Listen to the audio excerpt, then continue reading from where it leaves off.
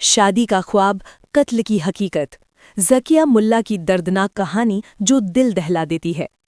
कर्नाटक के शहर धारवाड़ से सामने आई ये कहानी सिर्फ एक हत्या की वारदात नहीं है, बल्कि भरोसे, मोहब्बत और शादी के सपनों के टूटने की एक बेहद दर्दनाक दास्तान है। 21 साल की मासूम ज़किया मुल्ला, जिसने अपनी जिंदगी के नए सफ़र के लिए सपने सजा रखे थे, उसी शख्स के हाथों मार दी गई जो उसका होने वाला जीवन साथी था। गांधी चौक धारवाड़ की रहने वाली ज़किया ने पैरामेडिकल की पढ़ाई पूरी कर ली थी और नौकरी की तलाश में थी। माता पिता की उम्मीदें, अपना घर बसाने के सपने और एक बेहतर भविष्य की चाह, सब कुछ एक ही रात में खत्म हो गया। 20 जनवरी की शाम ज़किया घर से ये कहकर निकली कि वो लैब जा रही है। किसी को अंदाज़ा नहीं था कि ये उसका आखिरी सफ़र होगा। रात गुजर गई, लेकिन ज़किया घर नहीं लौटी। अगली सुबह विनय कुलकर्णी डेयरी के पास उसकी बेजान लाश मिली, खामोश, बेजुबान, मगर अपने पीछे हजारों सवाल छोड़ती हुई। सबसे दिल दहला देने वाली बात यह है कि जिस साबिर मुल्ला के साथ ज़किया की शादी की बातचीत चल रही थी, वही उसका कातिल निकला। रिश्तेदार होने के बावजूद शादी को लेकर हुए विवाद ने ऐसा भयानक रूप ले लिया कि गुस्से ने इंसानियत को हरा दिया।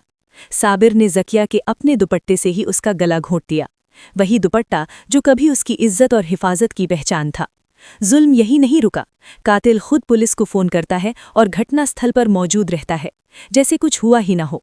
ये सिर्फ एक अपराध नहीं, बल्कि इंसानी जज्बातों और भरोसे की भी हत्या है। पुलिस को शक हुआ, पूछताछ की गई और आखिरकार सच्चाई सामने आ गई। आज ज़किया इस दुनिया में नहीं है, लेकिन उसकी कहानी हर बेटी, हर माता पिता और पूरे समाज के लिए एक सख्त चेतावनी है।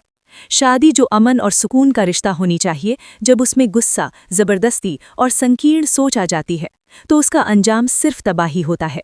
सवाल ये नहीं है कि कातिल पकड़ा गया या नहीं, सवाल ये है कि आखिर कब तक बेटियां अपने ही करीबियों के हाथों सुरक्षित नहीं रहेंगी।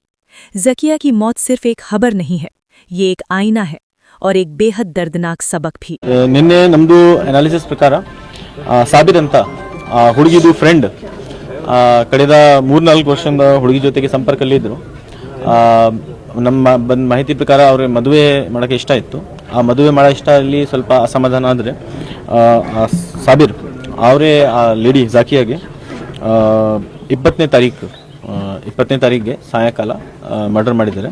ನಿನ್ನೆ ನೈಟ್ ಅರೌಂಡ್ 12 ಗಂಟೆಗೆ ನಾವೇ ಆ ಸಾಬಿರ್ಗೆ ಟೆಕ್ನಿಕಲ್ ಎವಿಡೆನ್ಸ್ ಬೇಸಿಸ್ ಮೇಲೆ ಬಂಧನ ಮಾಡಿಸಿದ್ದೀವಿ.